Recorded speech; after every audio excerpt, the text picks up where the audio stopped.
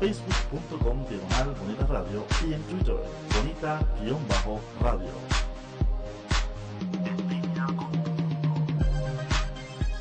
Las expresiones vertidas en el siguiente programa no representan necesariamente la opinión de Bonita Radio. Las opiniones son exclusivas de sus autores.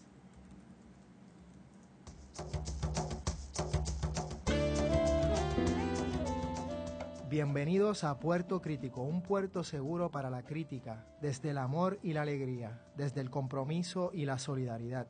Un espacio de análisis y debate donde la ciudad y el pensamiento crítico son protagonistas.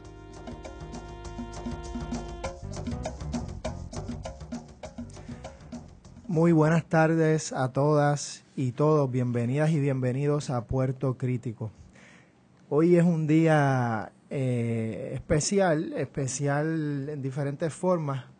Por una triste porque no tenemos al colega, comoderador de este programa y coproductor del programa, el compañero y amigo Miguel Rodríguez Casella, que siempre está aquí con nosotros desde Sydney, Australia. Lamentablemente hemos tenido un problema técnico y no hemos podido tener una buena conexión, y es por eso que Miguel no está con nosotros en el día de hoy. Así es que un abrazo bien fuerte desde San Juan, allá en Sydney, Australia, que son ya las 7:30 de la mañana del jueves. Y por eso mismo es que tuvimos que comenzar media hora más tarde el programa, precisamente tratando de hacer esas conexiones. Así es que, Miguel, un abrazote. Por otro lado, no queremos comenzar el programa sin recordar que hoy es una fecha muy fuerte, ¿no?, en la historia de nuestra América.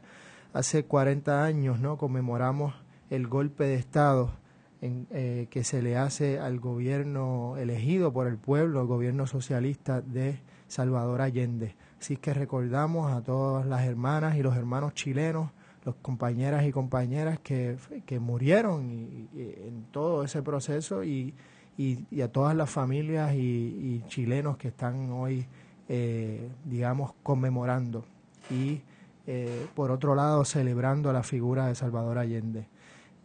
Y hoy, haciendo ese paréntesis, queremos hablar sobre un tema que nos parece que es fundamental: soberanías alimentarias, agricultura ecológica, neoliberalismo y mundos posibles. Esa es una forma en que hemos de alguna manera titulado el programa de hoy. Y queremos hablar con un invitado, y este invitado es autor de numerosos artículos sobre ecología social, justicia social y ambiental, crisis alimentaria, entre otros temas. Es periodista investigativo y educador ambiental y catedrático del Instituto de Ecología Social. Además es director del proyecto de bioseguridad de Puerto Rico y miembro activo del Frente Socialista. También pertenece al Green Party USA, que no es lo mismo que el Green Party US. Correcto. Y todo eso le queremos dar la bienvenida a Carmelo Ruiz Marrero. Bienvenidos, Carmelo. Gracias, Juan Carlos. Nuevamente, nosotros usualmente hacemos una lista de temas y preguntas que nos gusta compartir antes del programa para tener, digamos, una visión de la conversación. Y estábamos pensando en todas las diferentes crisis que se discuten en estos días, desde las crisis financieras hasta las crisis en el Medio Oriente, hasta las crisis del agua y los recursos naturales, etcétera. Cuando hablamos de crisis alimentaria, por ejemplo, y es algo que quisiéramos tocar contigo, ¿a qué nos referimos en términos amplios? Sí. Bueno, crisis alimentaria mundial llegó a un punto extremo en el año 2008, coincidiendo con el alza repentina del precio del petróleo. ¿Te acuerdas que subió a más de $100 el barril? Pero fue una subida catastrófica de los precios de los alimentos básicos alrededor del mundo entero, desde Haití hasta Egipto. Yo hice un artículo para 80 grados hace como un par de años sobre la especulación y todas las causas de la crisis, cómo eso ayudó en gran medida a precipitar la primavera árabe, porque Túnez, Egipto, los países del Golfo Pérsico son importadores netos de alimentos. Y por supuesto, si es importador neto de alimentos, iba a ser particularmente golpeado por estas crisis. Gobiernos han sido derrocados, ha habido motines en los que ha muerto gente por lo básico que es pan, maíz en el caso de las Américas o arroz. O sea, no es por tomates ni vegetales, eso, la existencia humana está fundamentada sobre granos más que nada, y eso fue lo que estuvo subiendo. Y se han dado varias explicaciones desde el status quo, el que más, dentro del status quo, el que más ha hablado de las causas ha sido Lester Brown, ecologista que fundó el World Watch Institute, que tiene mucha exposición, y él estaba hablando, o sea, su tesis es aceptada, dice que millones y millones de hectáreas en el mundo dedicadas a sembrar biocombustibles en vez de alimentos, eso definitivamente no ha ayudado. Los descalabros meteorológicos causados por el cambio climático, sequías extremas, inundaciones que han hecho difícil la producción de alimentos. Él habla también de la creciente demanda de China y la India. Pero desde la soberanía alimentaria y de organizaciones progresistas y críticas añadimos uno de los factores clave que Brown no aborda, que es la especulación. Hoy día hay muchos instrumentos financieros para especular con mercancías que hace 15 años no eran legales. O sea, para el año 2000, Clinton, en su último año de presidente, le dio un regalito a Wall Street, una ley que básicamente legaliza un montón de jugadas económicas que antes no eran legales. Y después con la explosión de la burbuja de las hipotecas subprime, inversionistas en el mundo entero estaban buscando en qué desperdiciar su dinero, o sea, buscando otra burbuja donde invertir, y fueron a los commodities, o sea, artículos físicos como el alimento, lo que llaman contratos a futuro, que eso siempre lo ha habido, pero ahora ese negocio es más grande que la producción de alimentos misma. Eso ha crecido, o sea, no tengo las cifras ahora mismo, pero estamos hablando de cientos de miles de millones de dólares. O sea, especialmente desde el 2000 para acá, eso ha crecido explosivamente. Y por supuesto, la literatura de los inversionistas es, mira, invierte en arroz, en granos, porque eso va a subir de precio consistentemente. O sea, que estaban apostando a que subiría de precio para que así se justificara la inversión. Y eso ha sido de las causas principales. Otra ha sido el modelo industrial de agricultura, que se dice que es la salvación del mundo, y el resultado ser lo contrario. Ese negocio agroalimentario mundial se ha consolidado en los últimos 20 o 30 años, y estamos hablando de unas pocas compañías controlan los abastos mundiales de semillas, de fertilizantes, agroquímicos, y eso ha sido vertiginoso. Hace 20 años había muchas corporaciones de todos esos tipos de insumos agrícolas. Hoy el negocio está cartelizado, monopolizado por unas pocas compañías, y los carteles y monopolios siempre suben el precio de la producción. De hecho, Eric Holder, el secretario de Justicia de Obama, había realizado vistas públicas sobre la monopolización en el negocio de la semilla, y hubo vistas públicas, vinieron agricultores de todo el país a hablar de que ahora tienen menos y menos lugares donde comprar sus insumos, menos opciones, y los precios de producción han subido por eso. Esa investigación se suspendió, no hubo comunicado de prensa ni nada, lo dejaron así en la nada. En el negocio de la semilla estamos hablando como de 6 compañías que ya tienen gran parte del negocio mundial de la semilla, como Bayer, Syngenta, Monsanto, Dow, que de hecho todas están en Puerto Rico. Y a eso le añades que eso es una agricultura que depende de grandes cantidades de combustible fósil. Si no, no se puede hacer. Los pesticidas son petroquímicos, los herbicidas son petroquímicos, el fertilizante se hace con combustible fósil. Siendo una agricultura mecanizada, requiere grandes cantidades de diésel, de gasolina para mantenerla funcionando, y si el precio del petróleo sube como ha subido, toda la cadena de producción se descalabra. Y de hecho esa agricultura industrial empezó en los años 40 a globalizarse, pero era un periodo en que el barril de petróleo estaba a menos de $10, y el fertilizante, ¿sabes? El amonio que se usa para hacer fertilizante sobraba. O sea, había montañas y montañas de sacos de nitrato, que eso se iba a usar para hacer bombas. La guerra terminó en el 45, empezaron a regalar miles, quizás millones de sacos. Hoy día nadie regala un saco de fertilizantes, o sea, un bruto o un tonto. Pero en los 40 y 50 había montañas de eso para regalar. Hoy día no estamos en esas circunstancias. Hoy día el barril de petróleo ya has visto cómo está y va a seguir subiendo. O sea que todos esos factores juntos, energéticos y financieros, han conspirado para la crisis de los alimentos. O sea, todas esas crisis, si ves, están interrelacionadas. Sí, definitivamente, escuchándote, esa relación se ve cada vez más clara y que tienen efectos también en hambrunas en diferentes partes del mundo y en pobreza muy fuerte. Trayendo toda esa perspectiva que has analizado y que has hecho esas conexiones, ¿cómo vivimos eso en Puerto Rico? Mencionaste que algunas de estas compañías, o que todas, están en Puerto Rico. ¿Desde cuándo más o menos están aquí y cómo eso se ha experimentado acá? Sí. Bueno, esas compañías, con quizás una o dos excepciones, empezaron como compañías químicas y tienen, con la excepción de Syngenta, estas compañías tienen como un siglo. Una de las mayores es la alemana Bayer, que fue un gigante de la química en Alemania y todavía lo es. Monsanto tiene como un siglo. Bayer es el de la aspirina. Exacto, Bayer es aspirina, heroína, el gas venenoso de los nazis, todos esos son inventos de Bayer. Monsanto, de hecho, fue hecha como la respuesta americana a Bayer.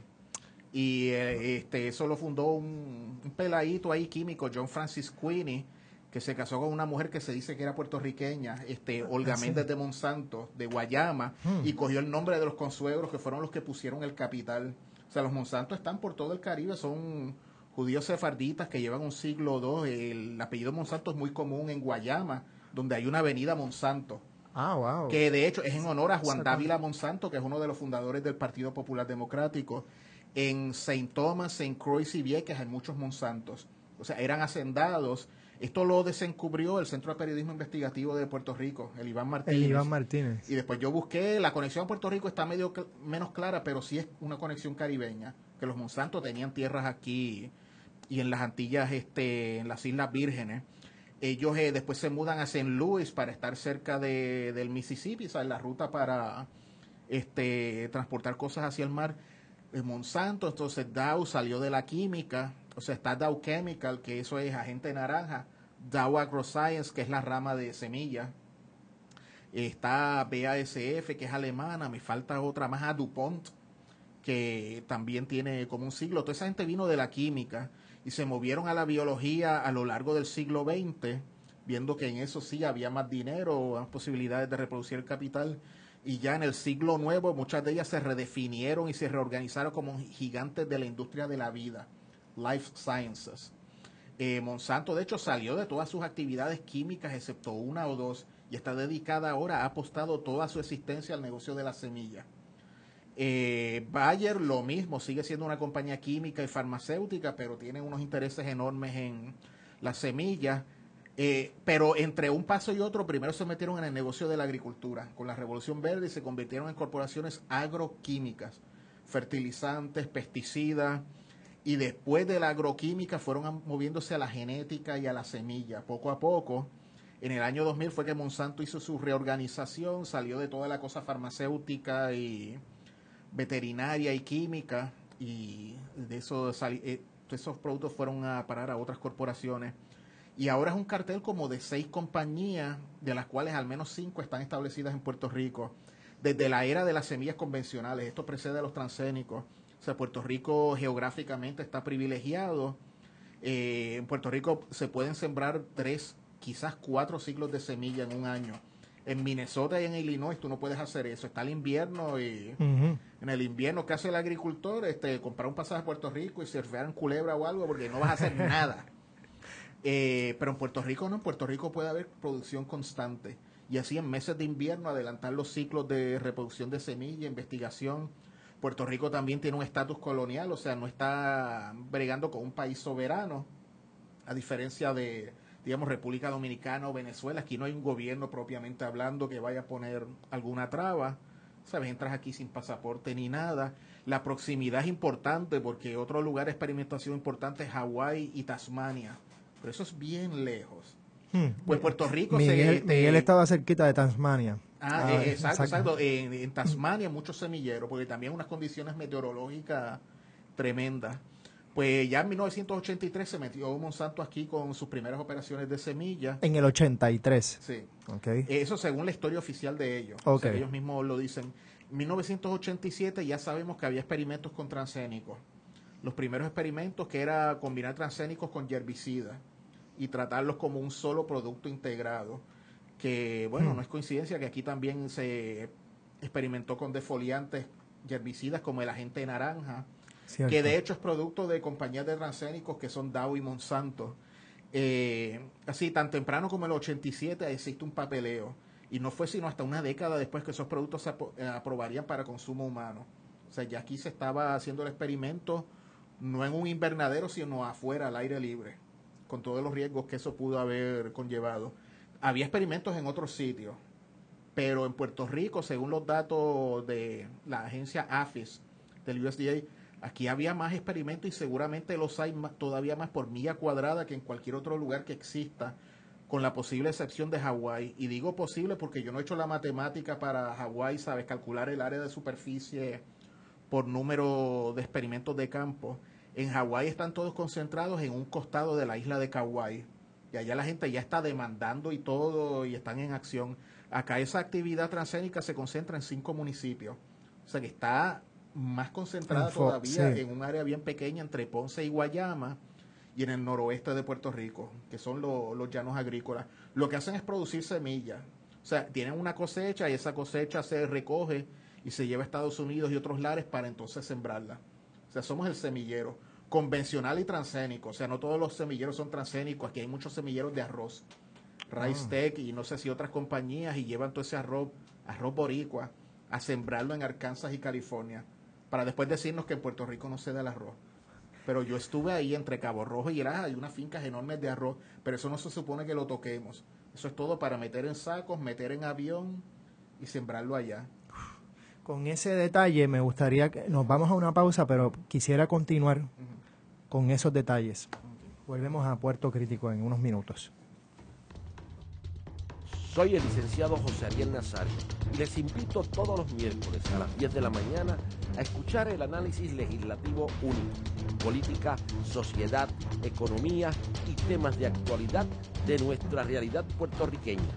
Recuerde, La Previa, todos los miércoles a las 10 de la mañana por Bonita Radio, en línea con tu mundo.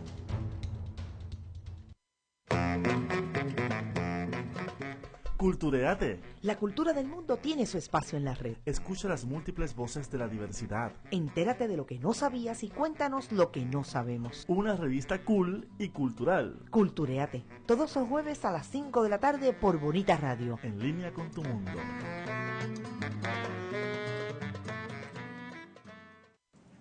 Y regresamos a Puerto Crítico con Carmelo Ruiz Marrero. Y estábamos hablando de algunas cosechas que se dan aquí. Y es interesante porque cuando mencionas todo ese, digamos, toda esa actividad agrícola que Monsanto tiene en Puerto Rico, de repente yo pienso en la canasta básica puertorriqueña, ¿no? Que es una canasta básica de latas y de productos hiperprocesados. Me pregunto, ¿cómo es que de repente estas compañías tienen unas siembras enormes, pero la población en general pues no parece, en su gran mayoría, que esté sembrando? No nos nutrimos de las cosechas agrícolas, ¿no?, que nosotros mismos hemos o pudiéramos desarrollar, etcétera. ¿Hay alguna conexión, tú crees, en esto?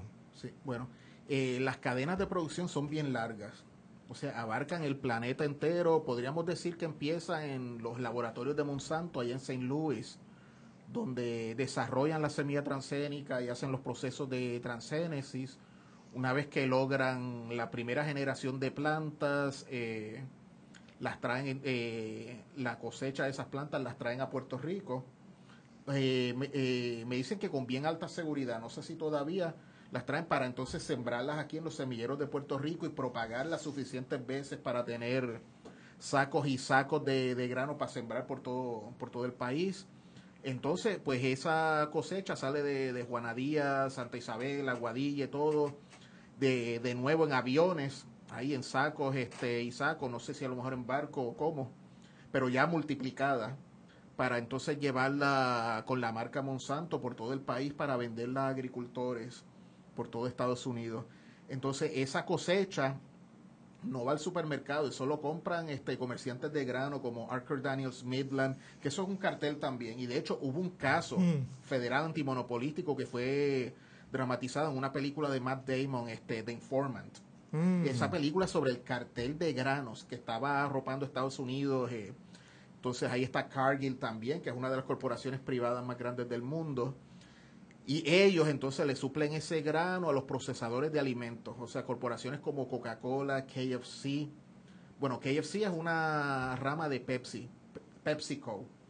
Y RJ Reynolds y todas estas megacorporaciones que tienen desde refrescos de soda hasta restaurantes de comida rápida y compran, por supuesto, insumos como el maíz en cantidades masivas para primero alimentar los animales, que eso es lo que está de moda estos últimos 20 o 30 años, llenar los animales de finca de maíz, no ponerlos a comer hierba o gusanitos como hacen los pollos normales. En la cadena de producción capitalista es mejor usar un solo insumo, que es el maíz. Maíz y soya se usa para alimentar animales, también se usa para hacer biocombustible.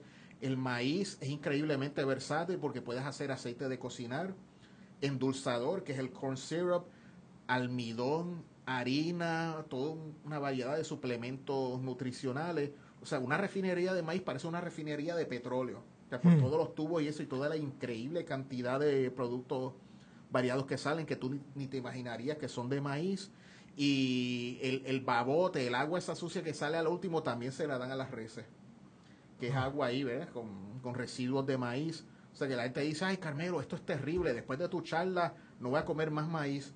Pero se van en el carro, al servicarro del junk food, a pedir un combo, y el pollo estuvo engordado con maíz. El nugget, que es aberrante, como una carne puede ser en forma de cubo, pero eso es con almidón de maíz, se fríe con harina de maíz, te lo bajas con una soda endulzada con maíz, y eventualmente le darás al pedal del carro para que queme etanol Maíz, hecho de maíz.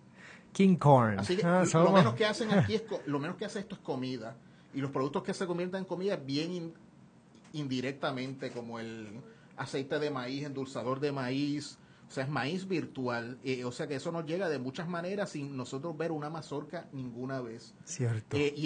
Con la soya pues se hace pega, se hace tinta, un montón de productos aditivos para el pan y el chocolate, un montón de cosas que no reconoceríamos como alimento nunca y que después vienen para acá. O sea, eso es una cadena súper larga. Determinar causalidad, los efectos tóxicos, es un trabajo increíblemente complicado. Si se dijera que la mazorca la sacamos de la finca y nos la comemos directamente el mismo día, podríamos hacer un estudio toxicológico o algo, pero ya el maíz viene con tantos otros aditivos y pesticidas y procesamientos que si el transgénico tiene algún efecto tóxico, tendrías que hacer pruebas para cada formulación. O sea, es algo increíblemente complicado, es necesario hacerlo. Pero eso es para que veas lo complicado que es el sistema, cómo rendir cuentas. Si hay una tragedia, ¿a quién tú demandas en toda esa cadena? Está hecho precisamente para que nadie rinda cuenta. ¿Y cuál ha sido la postura de aquí, a nivel estatal, del gobierno local y del Departamento de Agricultura, por ejemplo, en cuanto a Monsanto? ¿Ha habido algún tipo de queja, investigación o han sido totalmente cómplices en todo este proceso? Pues mira, los primeros meses del gobierno actual yo estuve en Colombia estudiando agroecología y de hecho desde Medellín en mi computadora ahí yo iba siguiendo de cerca lo que estaba pasando. Se formó ya en Puerto Rico una campaña que es Nada Santo sobre Monsanto, la cual organizó junto con otras organizaciones una marcha multitudinaria el 25 de mayo, que era el Día Mundial de Acciones contra Monsanto. Y yo creo que nunca en la historia ha habido una protesta ante el Departamento de Agricultura, mucho menos una protesta de agricultores mayormente. Ahí estuvo, si mal no recuerdo, el Frente Socialista, estaba el PIB, el partido PPT, el MUS, la Organización Socialista Internacional, MST y un montón de colectividades de todo el país.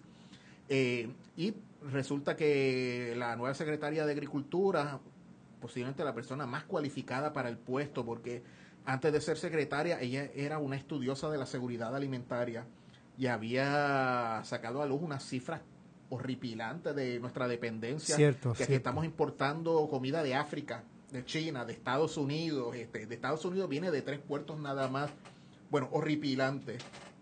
Y ella toma la seguridad alimentaria bien en serio. Ella dijo ante la prensa, no sé si fue en abril o en mayo, pero salió en primera hora, que retaba a nosotros, al bando opositor, a presentar evidencia de que Monsanto hace algún daño. La campaña Nada Santo sobre Monsanto, de la cual yo soy colaborador, aceptó el reto. Y pues hemos presentado evidencia, documentos, y esa campaña le está reclamando a la secretaria que asuma una posición en cuanto a un proyecto de ley que ya tiene endoso de los 3 partidos. Un proyecto presentado por María de Lourdes Santiago del PIB, Larry Selhammer del PNP, y me dicen que ya tiene el endoso del Cirilo Tirado del PPD, que haría mandatorio en Puerto Rico el etiquetado de alimentos con contenido transgénico. También creo que también los demás partidos, el PPT y el MUS, también han dado su endoso, y otras organizaciones. No sabemos, ¿sabes? No hemos hecho un acercamiento a la rama ejecutiva todavía, pero ese proyecto ya se radicó, estamos esperando una respuesta. Aún si no llega a ninguna parte, es una oportunidad tremenda para subirnos en tarima y traer el asunto a la luz pública y poner los legisladores de los 3 partidos a debatir y poner los medios a cubrir el tema, sacar a Monsanto de su escondite y digan públicamente por qué están a favor o se oponen. O sea, todos los que sean neutrales ahora se verán obligados a tomar opinar sobre posición el tema. Hasta ahora mucha gente se ha escondido. El Colegio de Agrónomos, que de hecho aquí al ladito en este barrio, han dicho algo. No sé, estaban muy ocupados haciéndolo en homenaje a Monsanto el pasado mes de abril. Pero ya muchas instituciones de Puerto Rico, instituciones médicas, agrícolas, académicas, religiosas, ya se les está haciendo el acercamiento para abordar este tema. Por cierto, mencionaste ese honor que le estaban haciendo a Monsanto, y a mí se me hacía muy difícil creer que esto estaba sucediendo. O sea, cómo los agrónomos estaban de alguna manera haciendo un salón de la fama. Más o menos ese era el tipo de... Sí, el salón de la fama de la agricultura puertorriqueña. De la agricultura. Entonces tener a Monsanto como un protagonista en todo ese proceso. ¿Cómo es que se llega a esto? O sea, ¿quiénes están detrás de estos procesos? Eso es interesante. Yo también estaba en Colombia para entonces, siguiéndolo bien de cerca. El Centro de Periodismo Investigativo, el Iván Martínez, fue el que destapó eso y mostró unas relaciones ahí de conflicto de interés, porque resulta que algunos miembros de la Junta, de la alta cúpula del Colegio de Agrónomos, no son tanto agricultores ni agrónomos, sino son empresarios que venden insumos agrícolas, incluyendo uno que creo que es Agroex.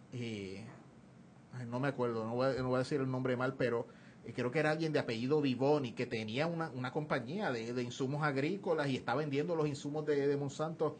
O sea, una relación de negocios que ponía en duda cuál era la buena fe. Pero eso es lo único que podría decir, que ese colegio profesional tiene unos intereses muy exacto, conflictos de interés, que no son tanto agrónomos desinteresados y objetivos, sino que son empresarios vendedores de insumos agrícolas. En ese caso, yo digo, la ciencia y los negocios no mezclan, porque si por ejemplo vas a dilucidar un asunto de ciencia y tú tienes un interés económico en el desenlace del debate, pues ya no vas a ver ese asunto objetivamente, aunque los directivos del colegio de verdad se lo crean que no afecta su decisión. Carmelo, buscando y leyendo un poco para el programa de hoy, nos topamos con un artículo fascinante e importante, nos parece, de tu autoría, que se llama, que habla de las tres, discúlpame, se llama Tres Agriculturas: keynesiana, neoliberal y ecológica. Y ahí haces una conexión directa entre los diferentes sistemas políticos y económicos, ¿no? Y la manera en que se produce la agricultura, quiero decir los alimentos. Por otro lado, mencionas la agroecología como una alternativa o digamos un camino a seguir.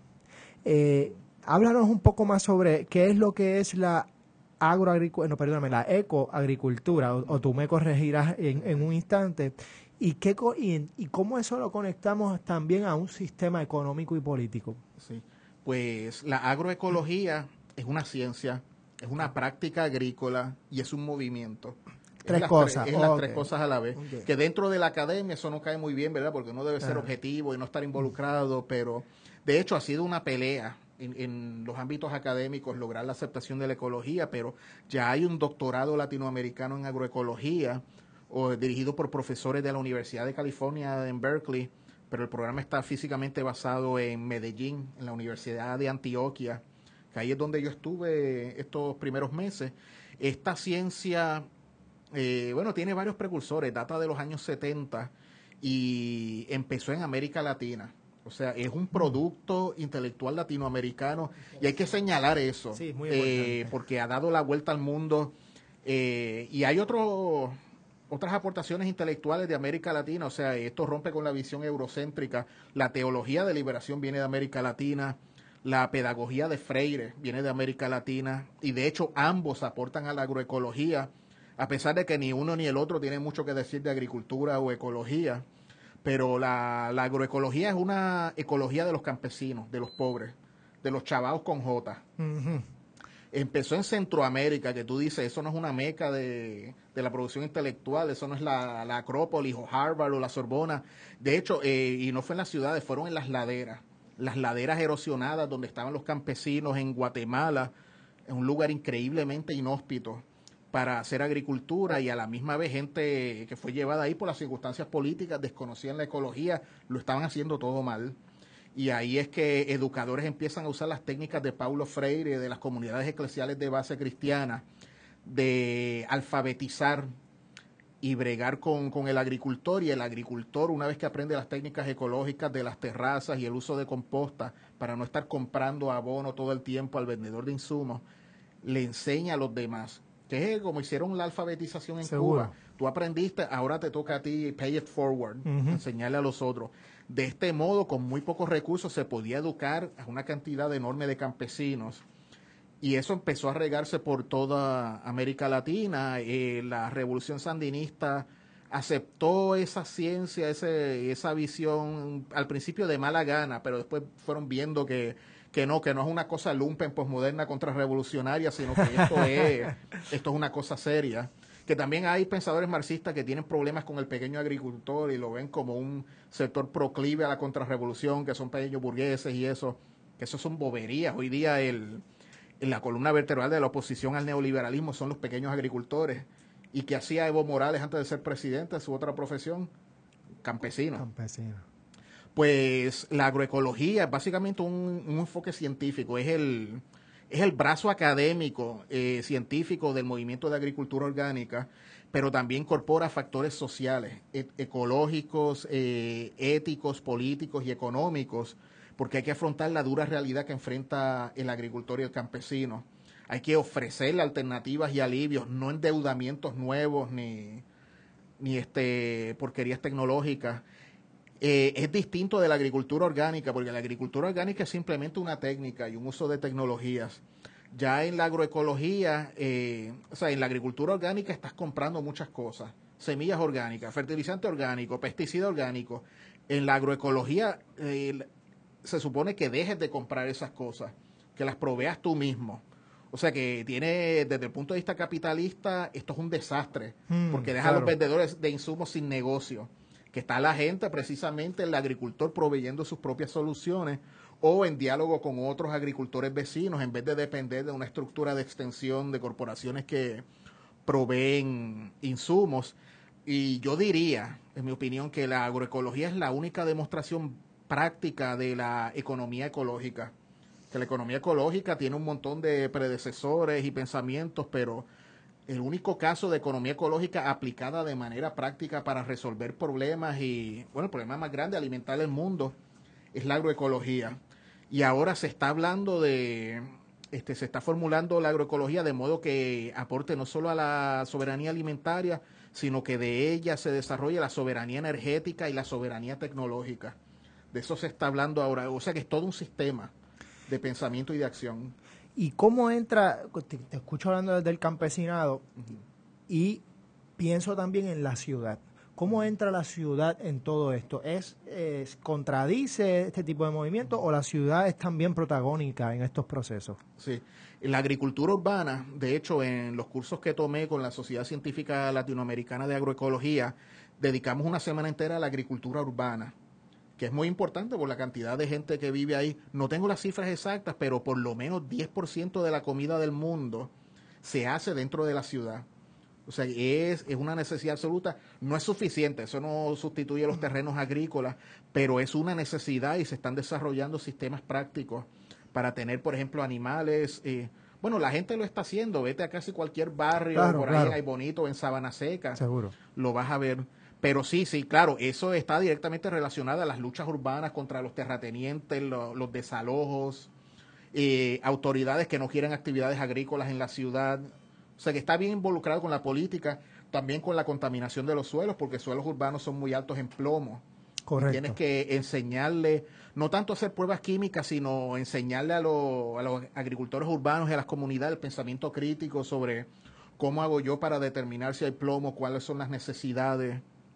Pues qué bueno que dices eso, porque mira, una anécdota personal, nosotros en una calle en Santurce, hay tres lotes vacíos aproximadamente, y nosotros le preguntamos a uno de los dueños, o que pensábamos que era el dueño de este pequeño solarcito, si podíamos sembrar, y él dijo, fabuloso, no hay problema. Ya luego nos comenzaron a meter miedo de que podía tener plomo, que había que hacer pruebas. Entonces, la falta de conocimiento de alguna manera nos hizo más lento a desarrollar el proceso, pero nosotros fuimos casa por casa en la calle para organizarnos, para hacer un huerto comunitario en una calle. Pero así uno ve, en el caso de Santurce es claro, por donde yo vivo, cada calle tiene un lote mínimo, un solar vacío. Aquí hay solares vacíos en la ciudad, pero por doquier. Sí, es un desperdicio tremendo. Y sería me parece a mí, una iniciativa política muy importante, organizarse y hacer como los Sin Tierra de Brasil, en el sentido de tomar esos lotes y comenzar a sembrarlos. Que es dándole un uso, porque muchos de estos solares están vacíos o los llenan de brea para hacer parking, que es otra dinámica. Sí. Hay grupos aquí que estén de alguna forma haciendo este tipo de trabajo o que estén organizándose alrededor de la ecología, agroecología. Alrededor de la agroecología. Sí, hay unos cuantos. El más importante es la Organización Boricua de Agricultura Ecoorgánica, que se fundó en 1989 en Orocovis, por allá en el sector Buenavista del barrio Bauta, en la finca de los Alvarados.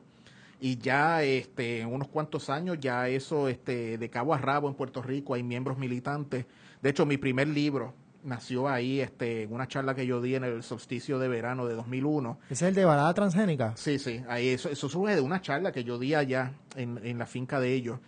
Ellos tienen un blog, tienen una presencia en Facebook, son miembros de la Vía Campesina, que es la Organización Mundial de Pequeños Agricultores, y también hacen muchas actividades educativas y brigadas de trabajo. Hacen las dos cosas. Hay otras organizaciones también. Tenemos la Cooperativa Orgánica Madre Tierra, que precisamente hace sus actividades regulares aquí a una cuadra de aquí, en la Placita Roosevelt, desde el año 2001, que es un mercado orgánico agrícola, uno de los más viejos. Ahora ya están apareciendo por todos lados, en Aguadilla, en Rincón, en Ponce, Mayagüez. Y de hecho los Alvarados y la gente de Boricua está ahí presente. Está el Frente de Rescate Agrícola, que no es propiamente orgánico, pero que se ha decantado a favor de la agroecología. Está SOCLA, la Sociedad Científica Latinoamericana de Agroecología, capítulo de Puerto Rico, cuya presidenta creo que sigue siendo María Angie Ramos, que es maestra, profesora en Utuado. Y hay otros grupos, Asociación de Estudiantes de Agricultura, que creo que eso es en Mayagüez, y eso es pro orgánico y da muchos talleres prácticos. Y también hay toda una cantidad de grupos más pequeños que están apareciendo por todo el país. Pero sí, ya se está dando un movimiento al fin. Hace 10 años yo no podía haberte dicho eso. Qué bien. Con ese pensamiento vamos a una pausa y regresamos en unos minutos a Puerto Crítico.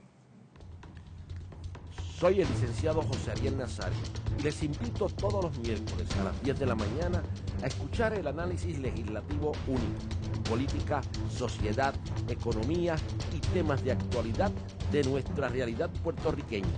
Recuerde, la previa, todos los miércoles a las 10 de la mañana por Bonita Radio, en línea con tu mundo. Para bailar la bomba buena, tú lo tienes que sentir. Yo te invito a bailar ahora, no te vengas a cohibir. Somos hijos de Aguaybana y le invitamos a escuchar todos los martes el ritmo de este tambor. Desde Puerto Rico Y para el mundo, al ritmo del baile y la música repicando. todos los martes a las 6 de la tarde escuche el primer programa de bomba en la red. Solo por Bonita Radio, en línea con tu mundo. Se mira con las manos y se toca con los ojos. Veo. ¿Qué ves? ¿Qué miran las niñas de tus ojos? Color, Forma. vacíos Imagen. y texto en Veo. El primer museo virtual lo escucha y lo ve a la 1 de la tarde, sábados alternos por Bonita Radio, en línea con tu mundo. Y regresamos a Puerto Crítico con Carmelo Ruiz Marrero. Carmelo, han habido en los últimos años, y por razones obvias, ¿no? Obviamente, sobre todo a partir del 2008 para acá, con todas las crisis del neoliberalismo que se han estado dando de maneras muy claras, diferentes teorías y críticas que no vienen nada más del 2008, obviamente son más antiguas, pero están cogiendo más auge. Críticas a lo que podríamos llamar el desarrollo. Por un lado, hay personas que no critican el desarrollo en sí, sino cómo miramos el desarrollo. Un ejemplo sería Joseph Stiglitz, ¿no? Cómo es que se... Keynesiano. Keynes, correctamente, ¿no? Cómo nosotros analizamos las riquezas en un país, etcétera, cómo una sociedad vive y demás en cuanto a los recursos. Pero también ha habido unas escuelas muy críticas de el crecimiento en sí, es decir, el desarrollo en sí, y que proponen el decrecimiento. Y ya eso es una escuela más radical, por llamarle así, radical tal vez en el buen sentido de la palabra, de ir a la raíz de los asuntos y demás. ¿Cómo tú ves esto y qué diferentes tendencias hay, digamos, aquí o en América Latina sobre este tipo de visión? Sí. Bueno, el decrecimiento es algo que también tocamos ahí en el currículo de SOCLA, que dedicamos un par de días a la economía ecológica, pero tan temprano como 1972 ya se estaba discutiendo. Es entonces que sale un informe demoledor que se llama Los límites al crecimiento. ¿Es el de Roma? Sí, el informe del Club de Roma, el Club de Roma, sí. Que el Club de Roma ha sacado muchos informes, pero por mucho el que más ha logrado publicidad y atención es ese, y por eso se le conoce como el informe del Club de Roma, de un equipo dirigido por una pareja, Dennis y Donella Meadows, de MIT, donde usando una herramienta nueva entonces, modelaje por computadora. Hoy día, ¿qué rayos? Cualquier laptop puede hacerlo, pero para entonces Claro. hacer gráficas visuales y todo basado en cantidades masivas de numerales y cifras, y demostraron que la disponibilidad de recursos naturales para el desarrollo económico en el futuro no está garantizada si continúan los patrones de consumo. Y se gastó mucha tinta tratando de refutarlos o de apoyarlos. Ese informe motivó un simposio, que yo no lo sabía, en el 72, semanas después en París, al cual asistieron como 2,000 personas. André Gorz estaba ahí, Herbert Marcuse, Edgar Morin y otros pensadores famosos, donde discutieron seriamente la idea de parar el crecimiento económico antes de que se comiera el planeta. Y presentaron unas ideas ahí, algunas que hoy día son muy comunes, otras que todavía el mundo no está preparado para ellas. Y más recientemente, pues, ya se ha creado un movimiento, especialmente en Cataluña y en Francia, de croissants, de crecimiento. En inglés suena horrible, degrowth. Digo, esos gringos, reúnanse con un lingüista o algo, vamos a hacer un focus group o algo. Si las agencias de publicidad se inventan nombres tan bonitos para los productos todo el tiempo, creo que pueden inventarse algo que no sea ese aborto de palabras. De croissants, vamos a decirlo así, es bonito. La idea es, yo creo que uno de los principales exponentes es Sergio Latouche, francés, donde demuestra que el sistema sigue creciendo y la calidad de vida no va en aumento, sino al contrario. Lo otro es que los modelos económicos, desde el marxista hasta el neoliberal y todos los que están entre medios, presumen que los recursos del planeta son infinitos. Bueno, no es que se dice, es que simplemente no se habla de eso. Es como que si no se menciona, es que es una constante, y que los espacios donde tirar la basura son infinitos. Y ya a medida que va progresando el siglo XX y el cielo empieza a saturarse de contaminantes, los mares empiezan a acidificarse porque ya no aguantan más contaminación, y la segunda ley de la termodinámica se impone. Todos los sistemas crean desperdicio y ningún sistema puede vivir en un medio de su propio desperdicio. Por eso es que, y eso es, y lo mismo para una economía, para un reactor nuclear, el motor de un carro, una célula o un organismo. Se crean desperdicios y lo único que puedes hacer es bajar la actividad para bajar la entropía. Y eso da al traste con un montón de fantasías ambientalistas, la idea de que vas a poner panelitos solares y que la vida va a seguir igual que antes.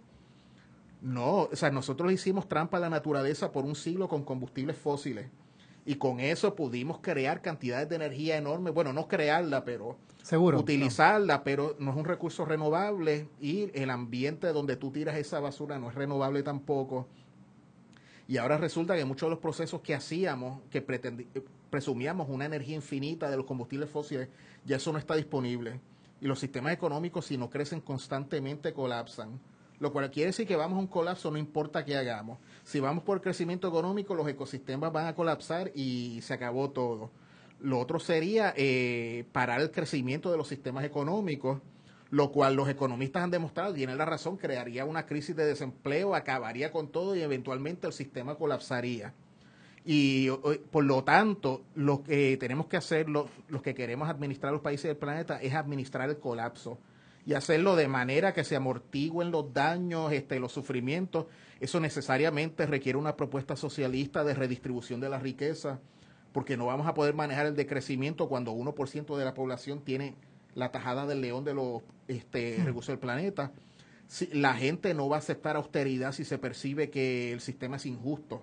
Como ya hemos visto, ahora mismo hay austeridad, pero es austeridad seguro, para sabemos. que los ricos sigan haciendo lo que les da la gana. Eso es otra cosa. Hubo austeridad en la Segunda Guerra Mundial y la gente la aceptó porque era por la guerra contra el fascismo, y la gente aguantó los sacrificios, hizo jardines en sus casas. En Puerto Rico se hicieron muchos sacrificios, pero con la frente en alto porque era una causa buena.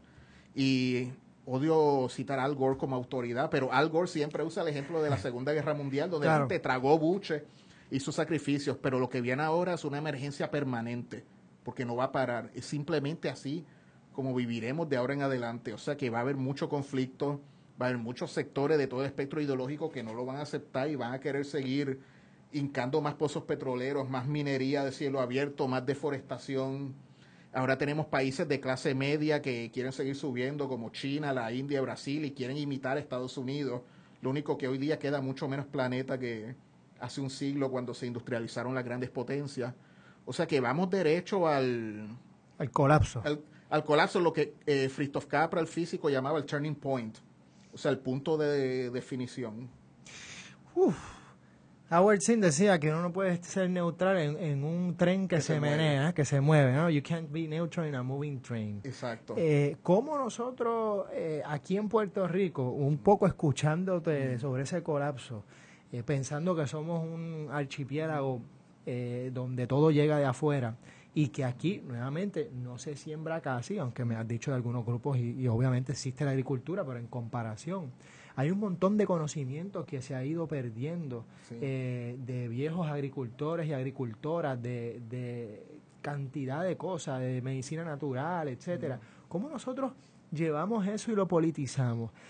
Distinto a, que me parece a mí, toda esta onda o moda New Age, que de alguna manera pues está chévere, todo lo orgánico está de moda el comercio justo y demás, que eso no está mal, pero ¿cómo politizamos eso, radicalizamos eso para que haya más agricultura y mucho más visión de, en este caso, pues propuestas de crecimiento y de transformación social? Sí. Bueno, tenemos dos extremos que no se encuentran, porque está la gente que, por ejemplo, en la izquierda, que hacemos el planteamiento político, pero que todavía no ha podido asimilar esos pensamientos nuevos, ecológicos y de cambio de paradigma. Y en el otro extremo, la gente del New Age, de los cristalitos y de todo este movimiento de nuevos pensamientos y paradigmas, pero despolitizado, basado en el cambio individual y no en el político. Y hace falta un encuentro entre los dos. Eso se ha planteado desde hace muchos años. Eso no es nada fácil, poner los rojos y los verdes juntos. Se podría decir que en ningún lado del mundo se ha hecho de manera exitosa. Seríamos pioneros en eso. Es bien necesario. Me la paso hablando de todas estas cosas ecologistas en los ámbitos de la izquierda y en los ámbitos ecológicos y de agricultura orgánica. Me paso hablando del socialismo, de la independencia de Puerto Rico. Siempre busco evitar aplausos en ambos lados, como ves, porque siempre voy a las audiencias a decirle lo que no quieren oír. Yo no voy al Frente Socialista a hablar de socialismo, please, predicarle a los convertidos. No voy a la Placita Roosevelt a hablar de las virtudes de la agricultura orgánica. Por favor, ¿qué estoy logrando? O sea, es un encuentro difícil y se está haciendo. Hay mucha gente que a nivel individual están claros en eso, pero llevarlo a nivel de proyecto político va a tardar más. Quizás cuando las góndolas de los supermercados estén vacías, la gente empieza a pensar un poquito más rápido. Claro, se podría decir que cuando estén vacías será demasiado tarde para empezar a hacer el cambio. Claro. Es interesante. Pero sí. Mira, tú mencionaste a André Gorz, que obviamente pues un pensador muy importante tanto para el marxismo como para los Greens, y que, como bien dices, habló del crecimiento, entre otras cosas, y bajar la cantidad de trabajo, por ejemplo, exacto. y demás. Y una de las personas que influyó mucho a Gorz fue Iván Illich, quien estuvo en Puerto Rico un tiempo trabajando y trabajó también con los boricuas en Nueva York. Aquí también hubo un economista, Leopold Kohr, que fue influyente en lo que luego vino a desarrollarse como el Small is Beautiful Movement. El desmoronamiento de las naciones que él enseñó en la UPR. Y entonces es curioso cómo todos estos pensadores de alguna manera han estado aquí, han influenciado a algunas personas, pero estas ideas no han germinado, digamos, de una manera de forma más popular. Claro está, el desarrollo que hubo aquí con Manos a la Obra, entre otras cosas, pues tuvo un impacto muy fuerte, y mucha gente ya hoy, después de la industrialización, no quieren saber de la agricultura. Pero es un trabajo fundamental. Bueno, Carmelo, nosotros nos tenemos que ir y nos queda un minuto o unos segundos. ¿Quisieras decir algo último? Sí. Bueno, estén pendientes a la campaña Nada Santo sobre Monsanto.